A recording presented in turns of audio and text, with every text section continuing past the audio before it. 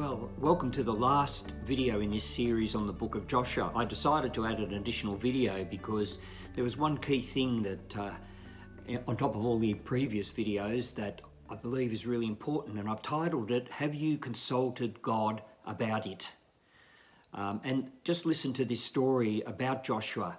And in Joshua chapter 9, verse 14, it says, "But they did not ask the Lord."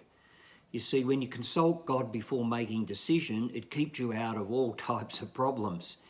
And I tend to rush off into directions once I think I know where he's taking me. And it does get me into a lot of trouble that there's got to be a lot of rewinding or a lot of things need to happen to get out of it. But Joshua had to learn the hard way. They just had this major victory as Jericho, as you'll read about in the book. So they're flushed with success. And they probably felt they didn't need to consult God because, well, that's what he promised, and they were on the road to conquering in this country. But overconfidence can be deadly in your business or your church or your career and just in life. And the Gibeonites, they were one of Israel's enemies, and they could see there was no way, even though they were strong, that they were going to defeat this nation. Because God was with them. So they sent negotiators.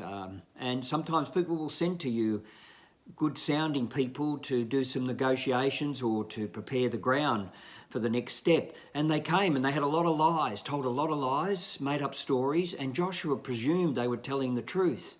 And so he signed a treaty with them, and it proved to be one of the biggest mistakes in his life. From that day on, the Gibeonites became a constant thorn in Israel's side.